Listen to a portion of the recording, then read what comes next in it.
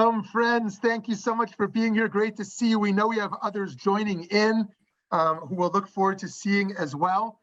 And but we are thrilled to be with you all who are in the Zoom and the many more who are on the recording side here with us today to discuss a very important book, To Be a Holy People, Jewish Tradition and Ethical Values. And there are many worthwhile things to do on Yom HaShoah, but it is worth noting perhaps that on Holocaust Remembrance Day, that the study of ethics might be one of the most important things we can do to build a more just and ethical world going forward and to understand our past. And we thank Temple Solel for partnership today. We always love learning with them. And we are thrilled to be here today with Rabbi Dr. Eugene Korn, who holds a doctorate in moral philosophy from Columbia University, an Orthodox rabbinic ordination from Pirchei Shoshanim in Israel. His books include Jewish Theology and World Religions, Plowshares in Swords, Covenant and Hope, and the Jewish Connection to Israel. His writings have been translated into Hebrew, German, Italian, and Spanish.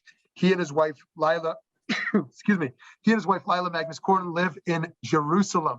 And today we are going to hear from Rabbi Korn about this book, To Be a Holy People, and such interesting stuff here. And just to reflect a little bit on some of the table of contents here, on liberty and halakha, the open Torah of Maimonides, religious violence, sacred texts and theological values, Judaism and the religious other, Jewish ethics and the future, reflections on a Jewish tragedy, the image of God in Jewish morality, really looking at a range of abstract and practical ethical issues. So Rabbi Dr. Korn, thank you so much for being here. Thank you. It's an honor to be back at the Valley Beit Midrash and to be with my good friend, Rabbi Shumly. Thank you for mentioning the book. The book came out in December, but the book is not the issue. The issue is really the compelling questions and responses that we have regarding Jewish ethics. And I mentioned to Rabbi Shumly earlier that I don't think it's just a pure coincidence that we're doing this program on Yom HaShoah, because really, what was the Shoah? What was the Holocaust? It was a time when evil ran amok in at least the West and humanity, and it was a time when there were no moral restraints on the part of the Nazis. And we saw what that led to, and we saw the disaster not only for our people, but I think for entire Western civilization. So I think it's a very critical issue. Thank God we're not living in the time of Nazism any longer, but we still have burning universal and Jewish questions. All you have to do is look up at the news and you see what's going on in Ukraine to realize what happens when there's no moral restraint and evil just takes over.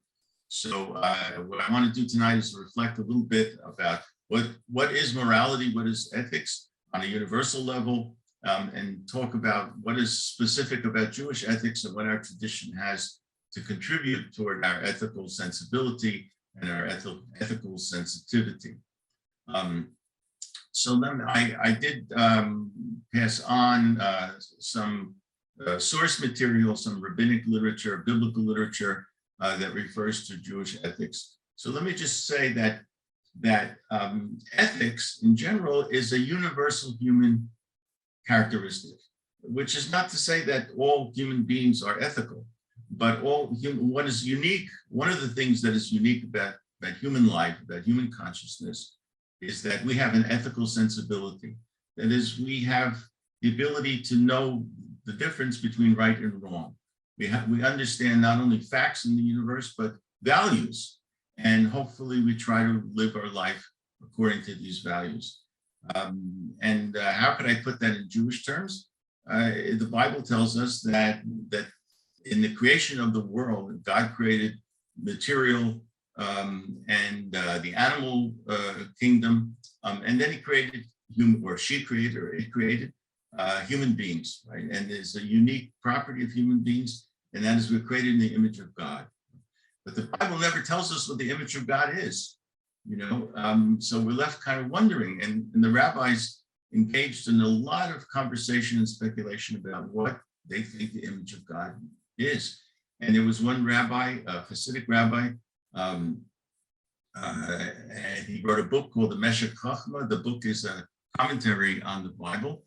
And he said that when the Bible tells us that we're created in the image of God, what it means is that God implanted in the human consciousness and human personality ethical sensibility, the ability, the unique human ability to understand values, the difference between right and wrong, the difference between justice and injustice, and the difference between moral goodness and evil.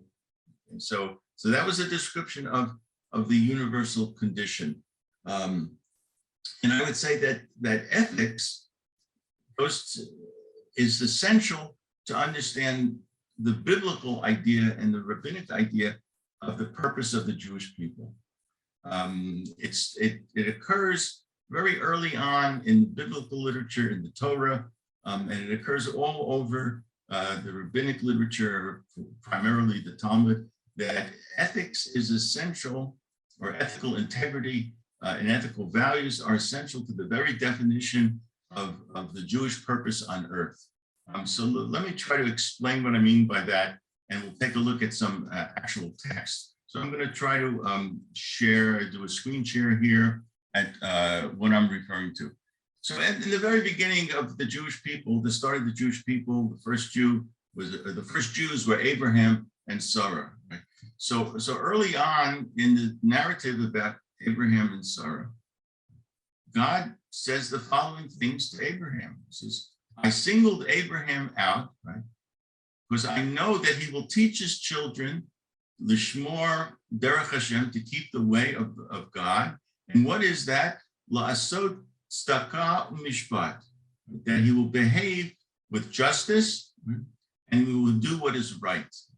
This is really, if you take the Bible literally, this is why God selected Abraham on this religious mission, Abraham and his descendants, because he understood that Abraham was committed to the notion of justice and what is morally right. Lasot tzedakah u'mishpat.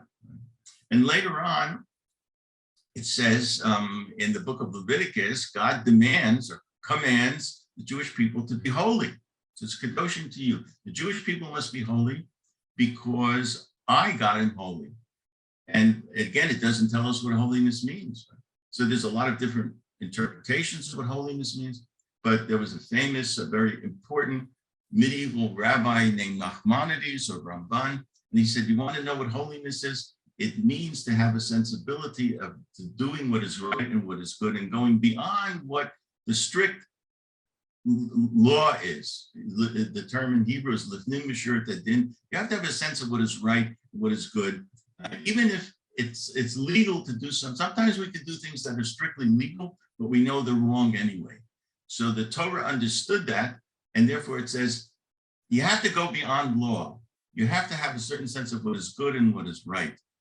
You know, lawyers sometimes get a bad rap because they're more interested in winning a case than they are in justice per se. So there's a way you can twist the law to get a desired result, but the result is legal, but it isn't necessarily moral. And then in the book of Deuteronomy, you know, Moses tells the people before they go into the Eretz Canaan to set up their own society. And the question is, what kind of society are you going to set up? What are you going to what kind of society are you going to set up around what values? So God tells Moses to tell the people, Vasita hayashar b'hatov, right? You must do what is honest and what is straightforward and what has integrity, that's hayashar, and what is morally good. The society, the ideal Jewish society is the society that's built around moral integrity and moral goodness. Now, we can say, well, what is morality? You know, and again, this is a universal human question. We have Christians who ponder this, and there's this whole area of Christian ethics. There are, in the modern times, this is a fundamental question amongst secular philosophers. What is morality? What are the values of good and evil? What do we mean by that? And it turns out that anybody who thinks deeply about ethics comes up with two fundamental values that kind of generate all of our ethical arguments and conversations and good, correct ethical judgment. And the first value is the value of justice. And the Torah, this is in the Torah, even though it's a universal value, it's also a specific value in the Torah. And one of the things that Moses tells Joshua and the Jewish people, when you go into the land and you set up your ideal Jewish society, tzedek, tzedek, tirdof. You should surely, or you must, rule with justice, right? Justice has to be the governing value in how you organize society. It's not profitability, okay? It's not that might makes right. Fundamentally, if you want to have a Jewish society, the Jewish society has to be built around justice. And what does justice mean? The Torah tells us that also. One command is this, it reads as follows. It says, and this is talking to the judges in the society. It says you should decide with tzedek, with justice. When you have a dispute between a Jew and another Jew, right? Justice must decide the dispute between a Jew and a Jew, or between a Jew and a Gentile who's in your society. Justice is the key value. And it gives us a sense of what it means by justice. It says you should judge a small person the same way you judge a big person. And I'm sure what it means is that justice has to be blind. You apply the rule impartially and fairly, and without any arbitrary discrimination, and you apply the law the same way to a rich person as you do to a poor person. You apply the same law to a person who has great influence, the same way that you apply the law to a person who has no influence. Okay, a large person or a small person. To favor the rich person, or to favor the influential person, or the politically powerful person, right, is a miscarriage of justice. So justice here means fairness, equality, impartiality. I went to school at Columbia University, and on the I don't know how many of you have ever been to the campus of Columbia University, but there's a large statue in the main plaza of Columbia University, and it's Mother Justice. And Mother Justice is there holding scales, and she's blindfolded.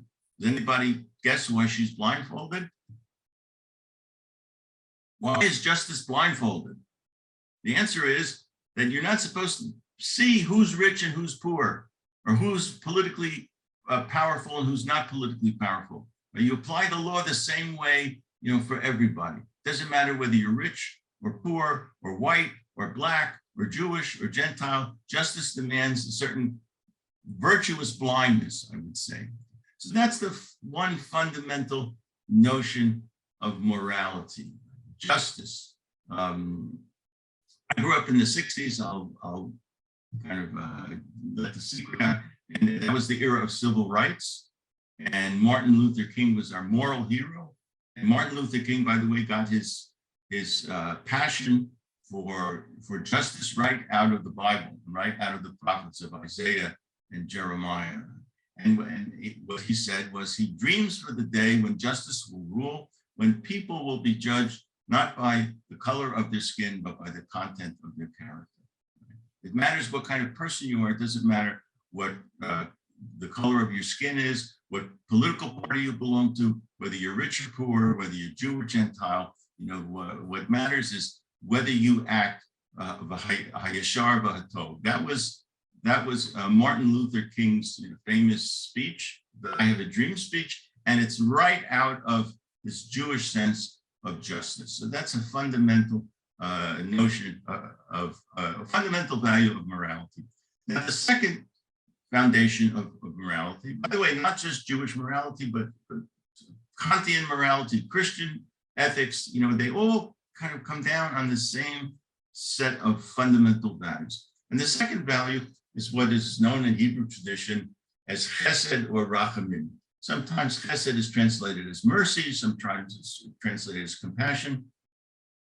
And I would translate Rachamim as empathy or understanding that you're dealing with a human being, right? Is to treat another person as a full human being like you, that you understand has emotions, has values, who loves. You have to treat another person as a human being, not as an object for exploitation or for profit. And here's the way the Talmud explains this moral virtue of rachamim and the behavior that we should engage in if we live out this notion of rachamim or chesed. The Torah says that we should imitate, we should walk after God. So the Talmud says, what does it mean to walk after God? You know, God doesn't have a certain shoe size. God doesn't go walk to the east or walk to the west. You know, it's all a metaphor here. So what does it really mean, you know, in accurate terms? So the Talmud says, it doesn't mean literally that you should walk after God or the Shekhinah, right? It means that you should imitate the attributes or the virtues of God. And then it tells you what those virtues are. It says, God clothed the naked. Just as God clothed the naked human beings, so we human beings must clothe the naked. Now, does anybody know where God clothed the naked? It's a kind of strange notion, right? God comes down and he actually sees who's naked and provides clothes for naked people. Now, where did the rabbis get this strange notion?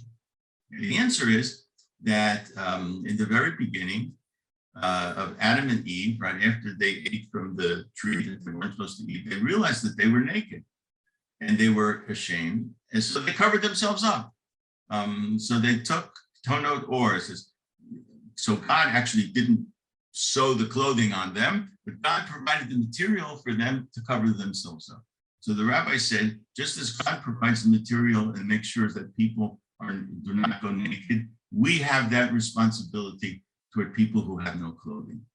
And just as God visits the sick, we have to visit the sick. When did God visit the sick? The Torah says that Abraham, when he was 90 years old, circumcised himself. And then the next passage in the Torah is that Abraham is sitting in his tent in the desert or outside of his tent in the desert, and God appears before him. So the rabbis say, when they put two and two together and they say, why was God visiting? Because Abraham was convalescing. He was recovering from his circumcision, and God came, to visit him because he was in pain. And just as God comforts mourners, we have to comfort mourners. So when did he comfort the mourner? After Sarah dies and Isaac is mourning the fact that his mother died, God came to comfort him. And finally, it says God buries the dead. A very weird notion. What do you mean God buries the dead? Where in the Bible or in the Torah does God bury the dead? So at the end of Sefer Devarim, when Moses asks God if he can go into the promised land, if he can go into Eretz Canaan, God says, no, but I'll let you see it. So the Torah says that God showed Moses Har Nebo, Mount Nebo, and Moses died on Har Nebo, and there was nobody else there because I think the Torah, we were afraid that we were going to make a shrine of this burial place of Moses, and people would begin to kind of revere Moses or even idolize Moses. So nobody knows really where this place is. And then the Torah says, and he buried him there. Moses died and he buried him. And God is the only person in the scene, the only entity in the scene. So the rabbi said, oh, God himself must have buried Moses. But the point is that we are supposed to imitate this character of chesed, all of these behaviors, right? Clothing the naked, visiting the sick, comforting the mourners, burying the dead. These are classic Jewish moral traditions that are called Gmilat Chesed, acts of Chesed. So that's how the Talmud, in a certain sense, teaches us this moral virtue of Hesed. And what do I mean by Rachamim? Okay, Rachamim is not a behavior. Rachamim is a what Aristotle would have called a virtue, and it's a personality virtue. It's a value of your personality. And what it means is that you should feel the pain and the suffering of another person, and out of that sense of pain and identification and empathy, because you understand that person is just like you. And wouldn't you want other people to help you out when you're in the midst of suffering? And if so, the person is just like you. You know, Bill Clinton used to say, "I feel your pain."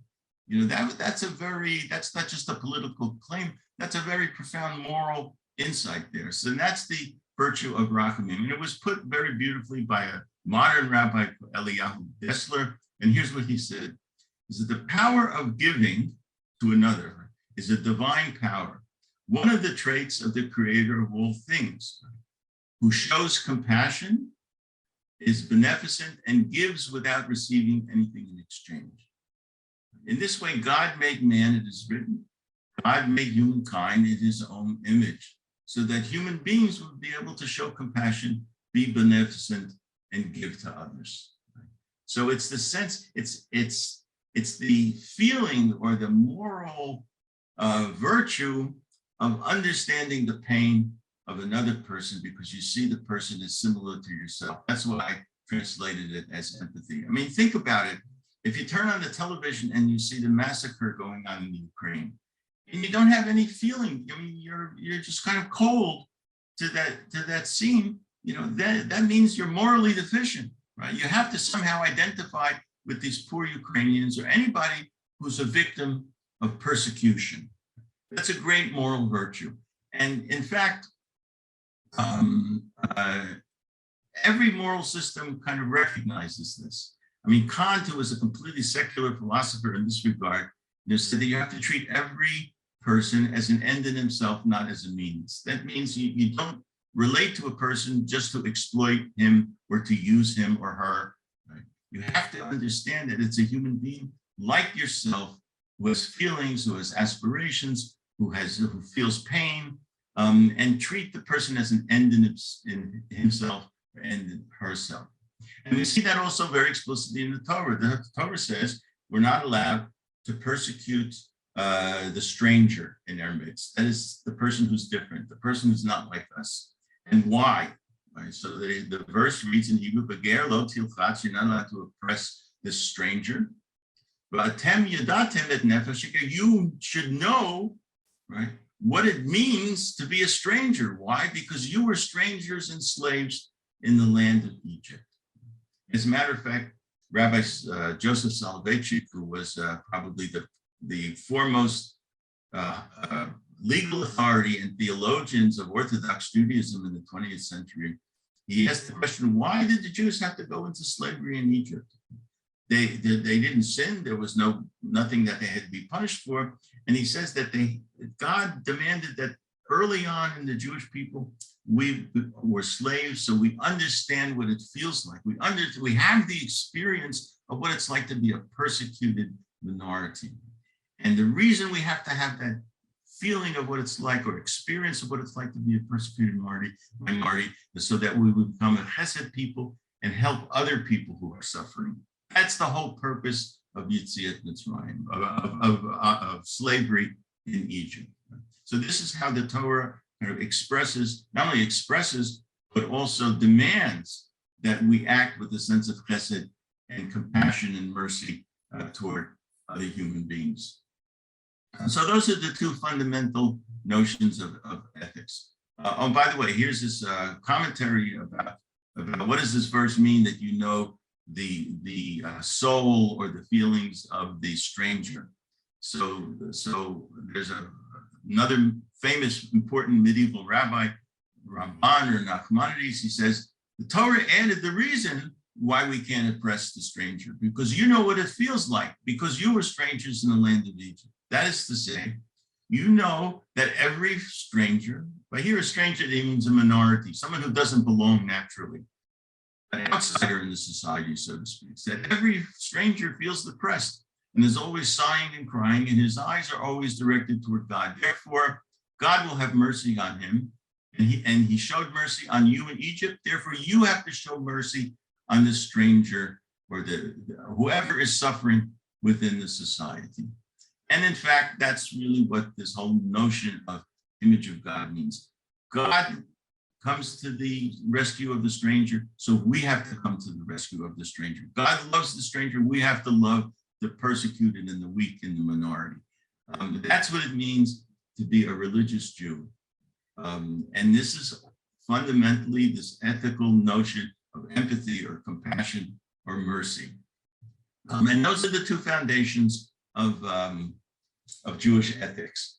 Now it's interesting that there's this famous quote in the Talmud that Rabbi Akiva, one of the greatest Talmudic rabbis, he said, "V'ahavta l're'echa kamocha," but love your neighbor as yourself. That is klal gadol b'Torah. That's the fundamental principle of the Torah. As if to say, if you understand that, the rest of the Torah is just a way of realizing this fundamental principle of loving your neighbor by your fellow as yourself. And that was true not only of Rabbi Akiva, but that Christian ethics recognized that. Jesus said that. Jesus was quoting Leviticus when he said that in the New Testament. And Immanuel Kant really said that also. Now, why do I point this out? Because if you look at this command, love your neighbor by yourself, it incorporates both of these fundamental values that I was talking about. It incorporates the notion of justice or equality or impartiality. Where do you see that? In the word kamocha, right? You have to love your neighbor as if your neighbor is like yourself. You have to treat your neighbor with the same love and concern, right, and passion as you do yourself, because the fact is you are equal. And that's the notion of justice. And v'ahavta means that you have to feel, right? It's not just you have to behave, you have to feel, you have to love your neighbor in the sense that you love yourself. You have to understand the interior psychology and emotions and aspirations and trials and tribulations of your neighbor the way you understand that your own personal experience. So this notion of v'ahavta l're'echa kamocha, of loving your neighbor by yourself, incorporates both the notion of equality and justice, as well as this notion of compassion and empathy. And that's why it's the greatest ethical principle that's recognized by all serious cultures and traditions that think deeply about ethics. And this is the way our Jewish literature expresses these ethical notions. So just because there's no Hebrew word for ethics doesn't mean it's not there. It's there in a very, very fundamental way.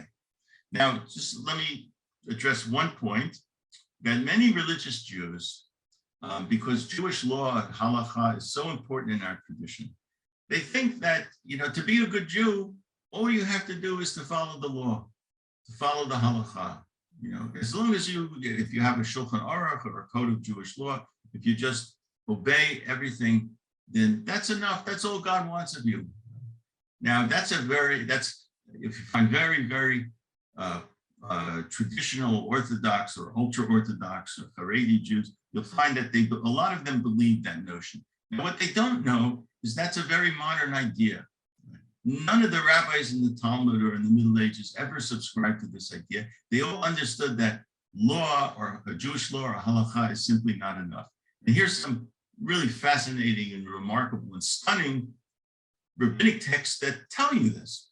There's a rabbinic text in the Babylonian Talmud that asks why was the second Beit HaMikdash destroyed?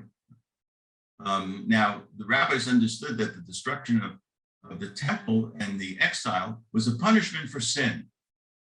So they say, what was the sin? What was wrong? So Rabbi Yochanan says a very startling thing. He says, Jerusalem was destroyed only because Jews followed the laws of the Torah.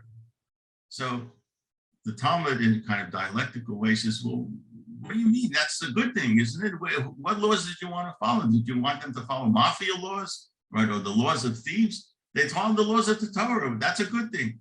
So so Rabbi Yochanan explained his statement. He said, no, he says, they insisted on only the laws of the Torah, and they distorted the laws of the Torah to exploit other Jews.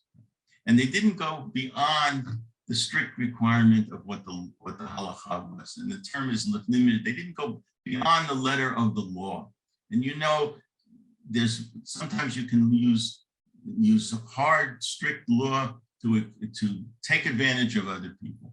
And that's what was going on at the time of the Second Temple. And Jews were exploiting other Jews, and God couldn't put up with that. And he destroyed the Jewish people, even though if you brought them before rabbis who held a legal court, right, they could not have been convicted because they did obey the laws of the Torah, but it simply wasn't enough. Now, there's even a more startling a text that proves the point. There was a great, this is in the Palestinian Talmud. There was the great rabbi of his generation, which was a man named Shimon ben Shetach. And he didn't learn Torah. He wasn't a kolelnik, right? He had a job, right? So he taught Torah at night, but during the day he worked very hard. He was in the linen trade or the flax trade. And his students said, look, you know, our teacher works so hard, we have to make life easy for him. So they said, we're going to buy you a donkey so you won't have to carry all of the flax yourself. You put it on the donkey and the donkey will transport the flax for you. So they went and they bought a donkey from, here it says a non-Jewish trader. The truth is, the Talmud says it was an idolater. You can't get lower on the scale of rabbinic values than to be an idolater. So they bought a donkey from this idolater, this Gentile idolater, you know, and when they were bringing the donkey back to Shimon ben Shetach, they noticed that there was a jewel, a very expensive jewel was hanging from the neck of the donkey. So they brought the donkey and the jewel to the teacher, and they said, not only don't you have to work hard anymore, you don't have to work at all, because we have this precious jewel, and if you hawk it, you know, you trade it in for money, you'll be set for life. You'll never have to work again. So, so Rabbi Shimon ben Shetach said, you know, did the owner, this idolatrous owner who you bought the donkey from, did he know about this gem? And they said, no, he didn't. So he said, so go and return the gem. Now, it turns out that according to strict Torah law, there's no obligation to return the lost object of a Gentile, certainly not of an idolater. So he could have kept the jewel and still not have disobeyed the Torah. Right? He had the legal permission to keep the jewel. But he told them, no, go return it. It's the right thing to do. You have to return it. So the student said, yeah, but it's permitted. It's legally permitted to keep this jewel. And Shimon ben Shetach was outraged. And he says, what do you think I am? Do you think I'm a barbarian? In other words, do you think I'm uncivilized, that I have no conscience, that I would keep this? It's just wrong. It's just wrong to do this, right? So even though it's legally permitted, right, it's morally impermissible. It's barbaric. It's uncivilized to behave this way. So these texts show you that you need moral values beyond what the strict law requires. So just let me mention a couple of moral challenges that we have. Here's one: should a Jew keep a lost article of a Gentile? According to strict Jewish law, it's permitted. You know, does that make it morally right? Here's another question: is it right for someone to be a taker from others but not a giver to others? Right.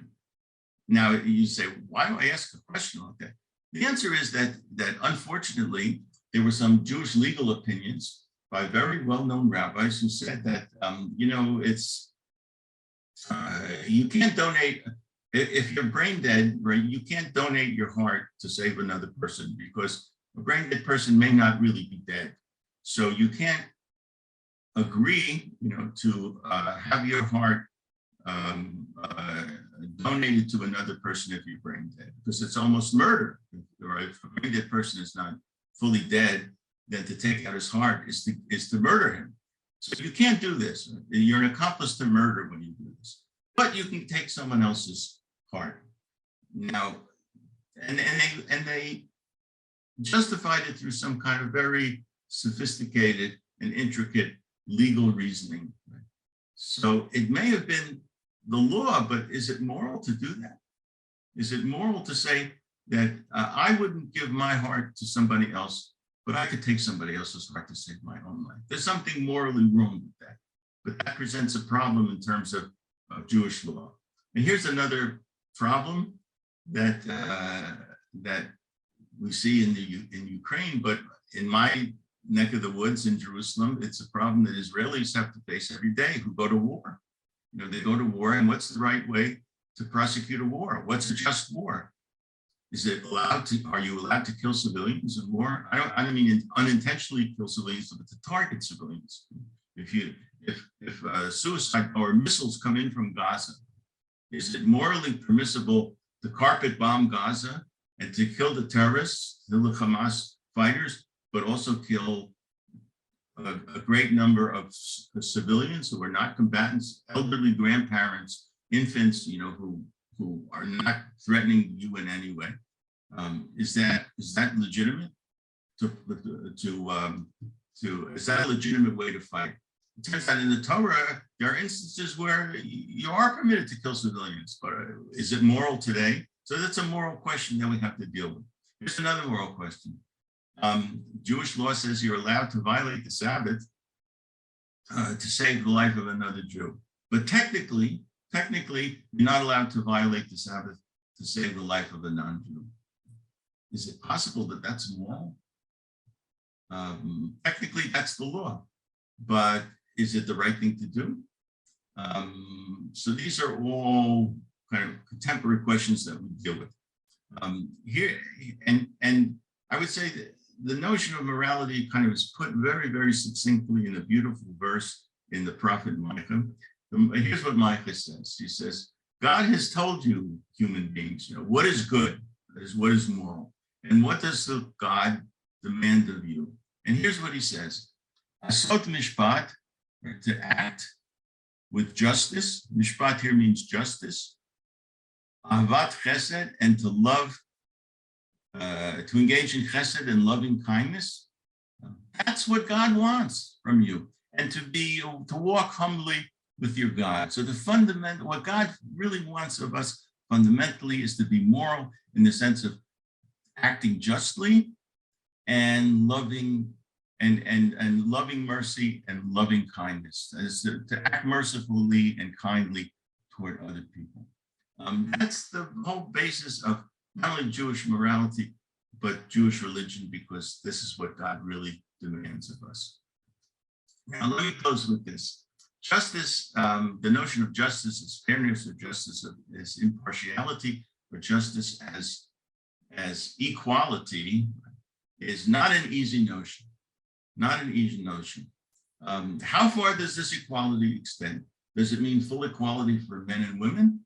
Does it mean full equality for Jews and Gentiles? Does it mean full equality for adults and minors? So let me tell you about an actual historical incident which highlighted this issue. In 1917, when the British Empire passed the Balfour Declaration, which said that the Jews had a right to self-government in Palestine. So the Jews understood that they were going to have some kind of representative body that was going to rule, or that was going to govern themselves. So the question came up, who should be on this government body? And should it include women as well as men? And the broader question is, should women be involved in politics? Now, in 1917, there were only 5 countries in the world, 5 countries in the whole world that allowed women to vote, that had women's suffrage. And one of them was Russia, because it had just undergone a communist revolution. And one of them was Switzerland, and it's other 3 very small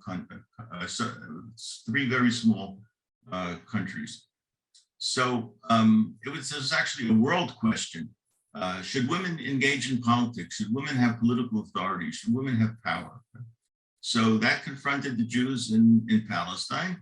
And the religious Jews, there was a certain group of religious Jews that thought that women should be able to sit in this government body. And they went around to every traditional Ashkenazi rabbi in the Jewish yeshuv, and they couldn't find one rabbi who said, yeah, women should be involved in politics. Women should have authority, political power. They couldn't find one.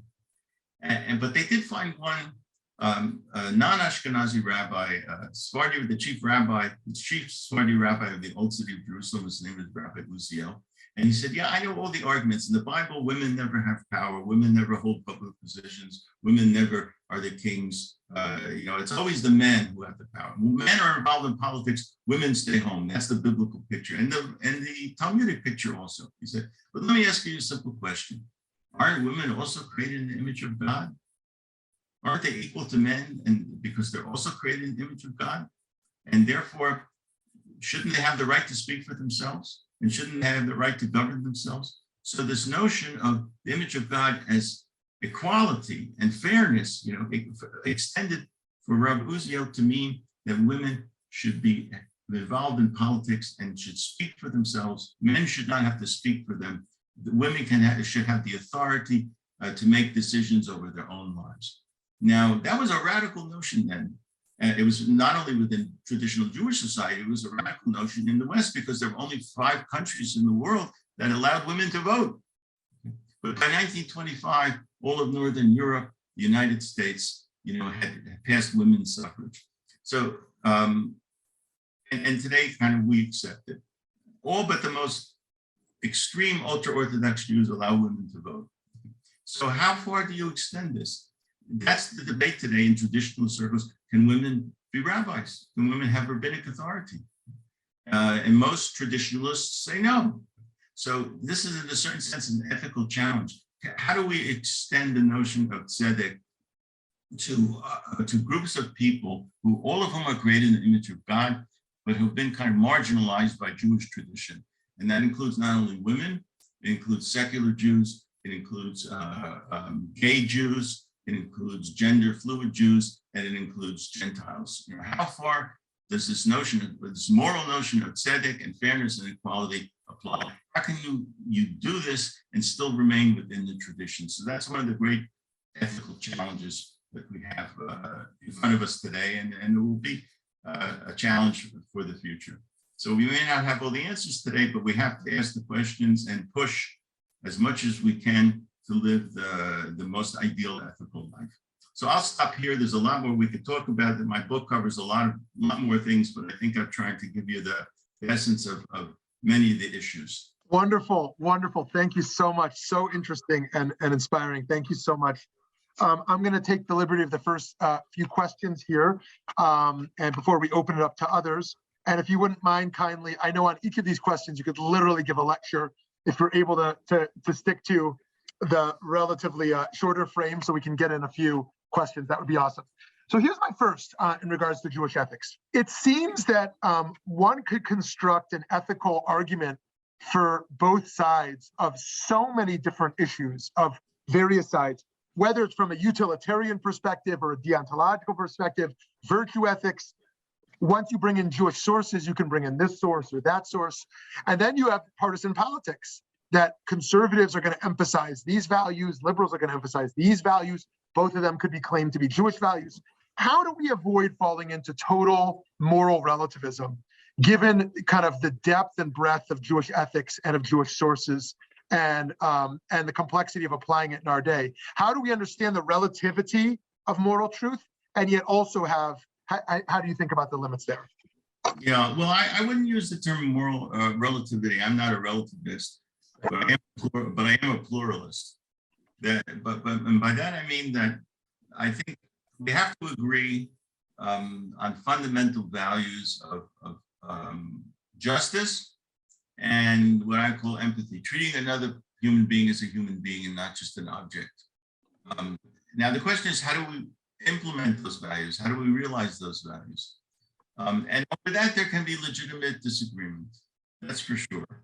And as you correctly said, some people are more conservative, meaning they want to stick to the old ways and they're afraid of change. And some people have more liberal views, which means that they advocate faster change or more radical change. And I think those are legitimate debates.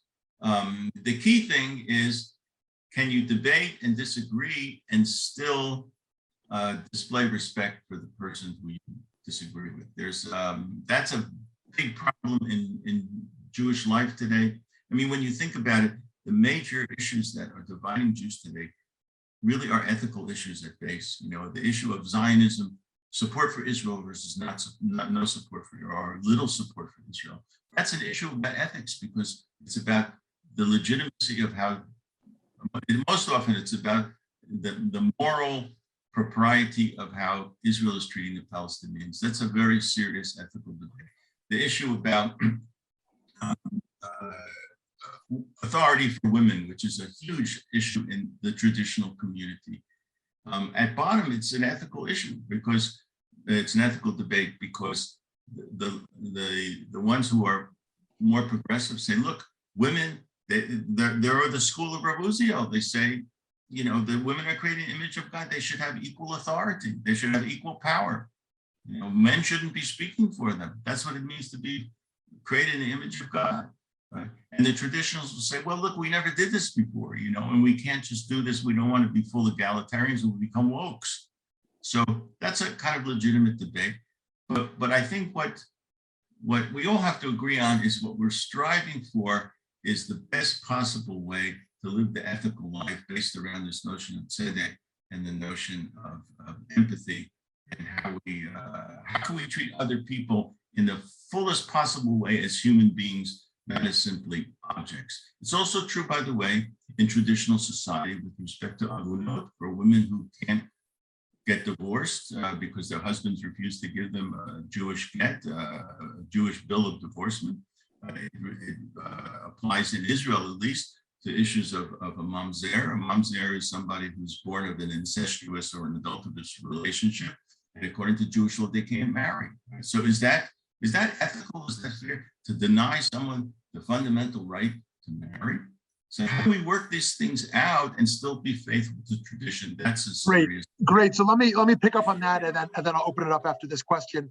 So I know there's many different ways to resolve the tension between halakha and ethics, but how for you, when you experience there to be a tension in Jewish law and in Jewish ethics, as someone who has fidelity to both, how do you think about that clash?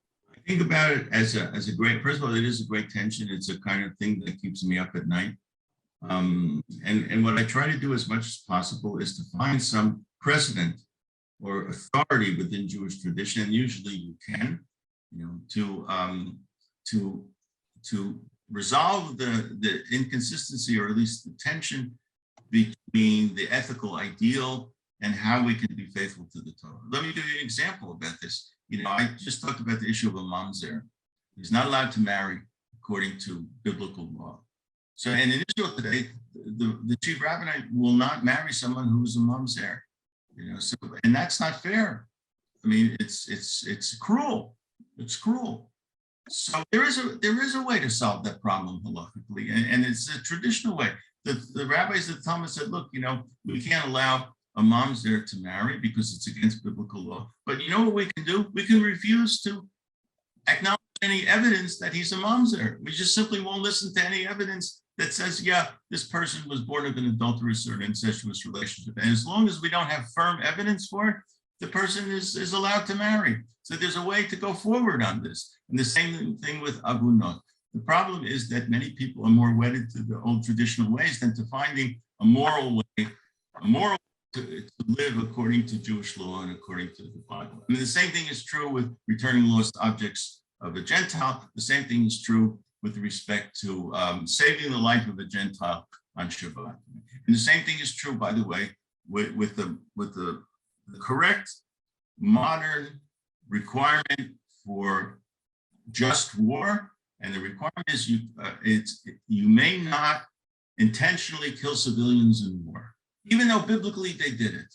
If you read the book of Deuteronomy, you see biblically they did it. Not only was it allowed, it was commanded. But our notion of ethics is that you're only allowed to fight with combatants. You're not allowed to intentionally, kill innocent people who are not a threat to you.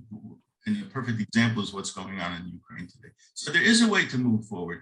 And I, as a religious Jew, as an ethical Jew, try as much as possible to argue for the correctness the halachic the moral interpretation of how religious Jews should act is that there's always a moral interpretation of Jewish law and of Jewish tradition that allows me, to be traditional and still to live up to the highest ideals of justice and human empathy.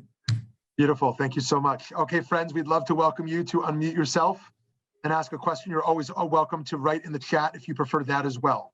If the rabbis came up with something like a principle for making sure that loans are made around the Yovel, how difficult would it be to do something similar with a marriage, so that it would be, so that it would be signed, so that there's no way that the groom could refuse to give a get? I mean, there has to be a way. I think, is it just a case of not wanting it?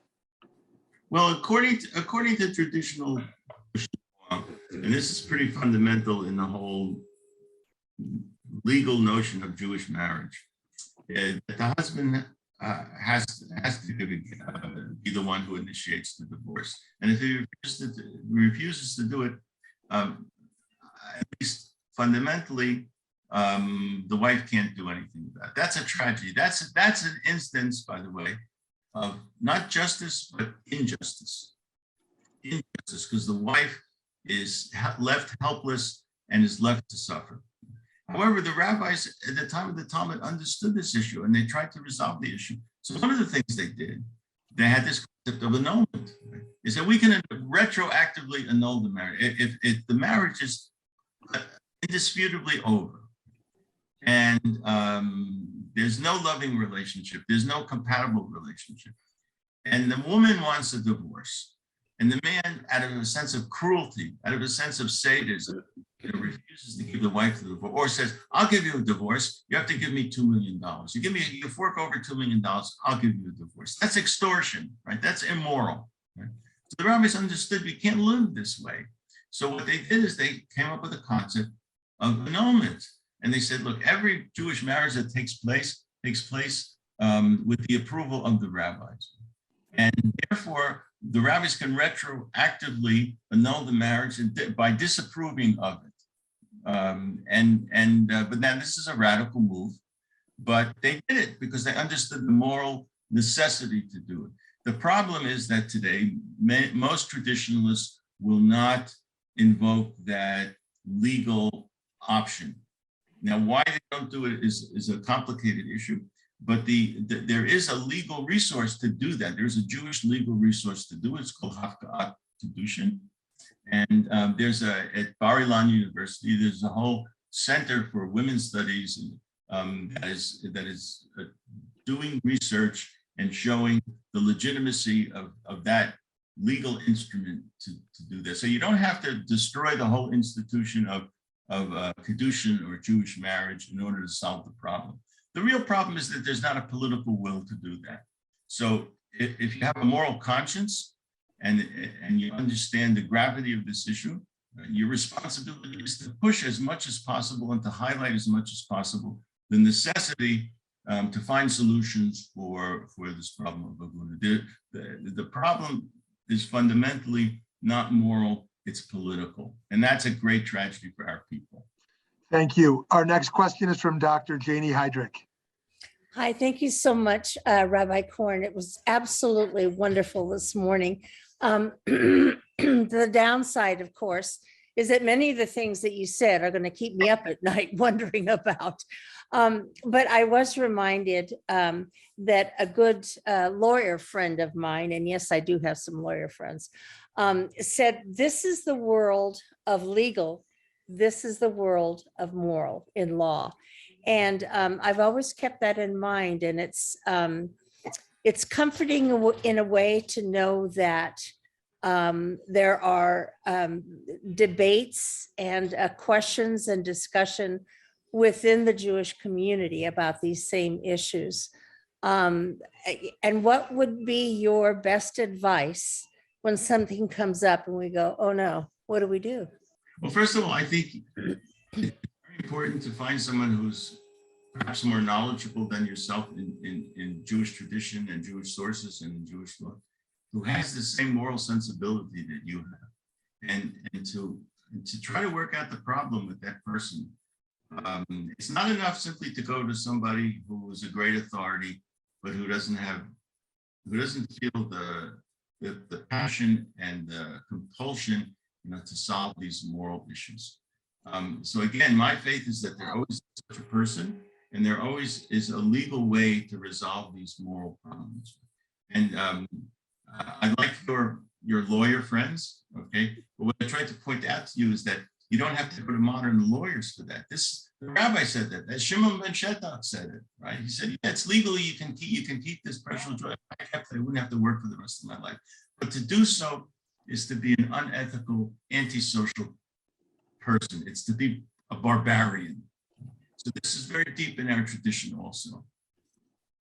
If I may, a short follow-up. I know there are major Jewish tenets that are there. They're literally carved in stone, and we don't mess with those. But what you've talked about is some transitional discussions and transitional decisions, like in 1917, five countries that really determined some of the effects or discussion. Today, it's a very different one. And you did refer several times in your talk today that that things are moving, they are changing. So what is our role in that? I think our role is to search our hearts as honestly as we can to determine what we believe is right, and then to push, for evolutionary change toward what is right, not revolutionary change, because with revolutions usually do more harm than good, right? But we have to understand that Jewish tradition and Jewish law, Jewish religious law, are evolutionary processes, right? At one point, polygamy was allowed and practiced in Jewish law, but we no longer do that. At one point, slavery was allowed and practiced in Jewish law. We no longer do that. Right? At one point, Jewish law, the structure for Jewish politics was a king, a monarchy. Now we have democracy. Aren't we the better for it? It doesn't mean that we violated tradition or violated Jew, but there's a notion of evolution. So we have to push for constructive evolution.